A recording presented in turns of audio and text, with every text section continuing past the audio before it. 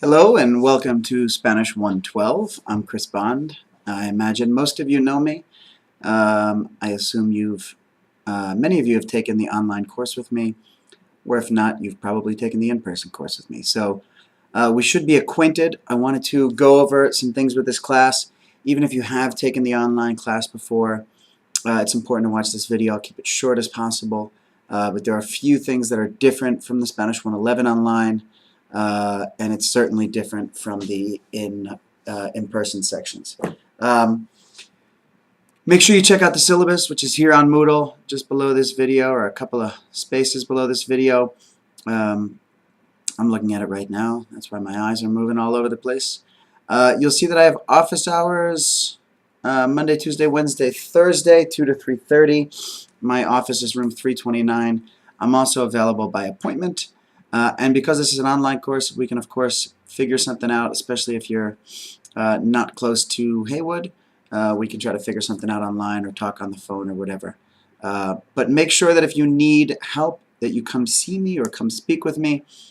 Spanish 112 does have some topics that can be a little bit more difficult than some of the things we did in 111. So you certainly want to stay on top of them. The textbook is the same textbook that we would have used in Spanish 111 online. If you're an early college student, make sure you get the proper textbook. It's the 8th edition. It should look like this. Okay, it's this blue one. You do need the textbook. This course has video lectures of the different topics in the textbook, but you really need the textbook to be working on your vocabulary. You need the textbook for reinforcement of the grammar, and you also need the textbook for the suggested homework. The suggested homework is all listed on the left side of your Moodle page. I have suggested homework and then answers for all of the suggested homework. It's really important that you do that. So I don't check that, but if you don't do it, you're really not going to grasp the things that we're doing in the class. So be responsible for yourself. Do that. Like I say, if you don't do that, you will not learn these topics, and you will see that that will be reflected in your assignments. So I would really suggest you do that. And then if there's anything at any point that you're thinking, man, I have no idea what's going on here, I'm very confused, oftentimes, especially for an online student, it's going to be really helpful to just come see me. And usually in just a couple of minutes we can clear up any doubts you have. So please don't hesitate to come see me, room 329. And again, if the office hours don't work for you, I'm available by appointment. Let's see. I'm not going to go through the whole syllabus. You can look through it yourself. I do want to discuss briefly the major assignments for this class. So of course we will have tests. We'll have 4 tests. The lowest one will be dropped.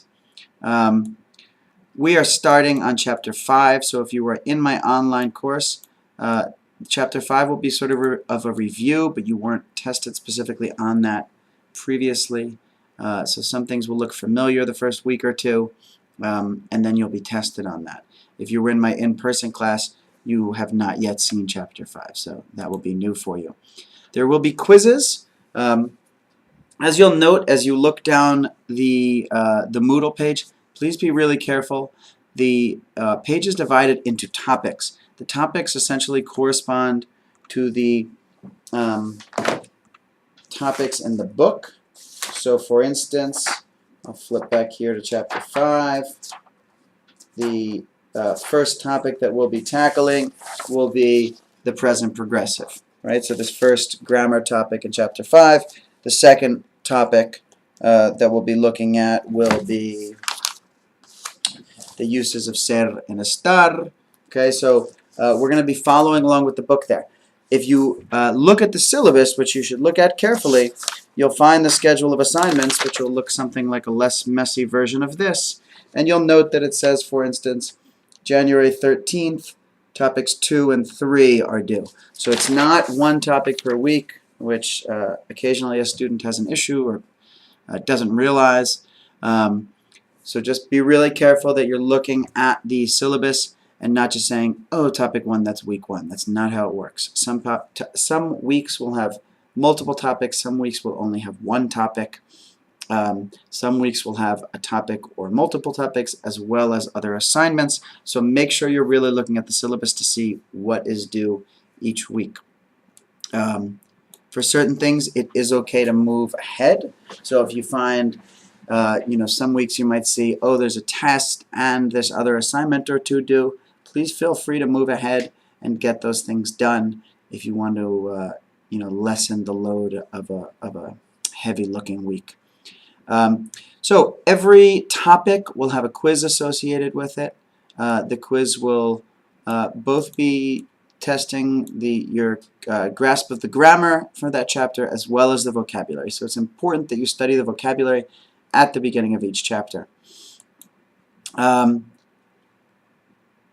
Let's see. Then there are movie responses, 3 movie responses. So in this semester, in the Spanish 112, we don't have something like Hola amigos, which you would have done in Spanish 111 in any of the ways that you took it. Instead, I require you to watch 3 movies over the course of the semester and write a 1 to 2 page movie response about it. And you can read the specifics of that in the syllabus. There are transcriptions. Basically what that is you will listen every topic once again. You'll listen to me speaking in Spanish. I'll be using words that correspond to the sort of stuff we're looking at. Sometimes it's single words, sometimes it's sentences. I want you to listen carefully to those words, to what I'm saying, and you just need to type out what I'm saying. They're not translations, so just write what I'm saying. The way that people do well on those is that they actually study from the book and do their homework. If you have no idea what's going on, then you're going to have a really hard time writing things back correctly, what I'm saying. So for instance, if I say, ellos comen en la cafetería, you should be able to spell ellos, E-L-L-O-S, because you have some idea of what's going on, and not just writing it down as if you had never studied any Spanish. Okay, so it's important that you're really keeping up. If you're keeping up with it, those assignments should be very simple. New this semester are video responses, or video assignments, excuse me.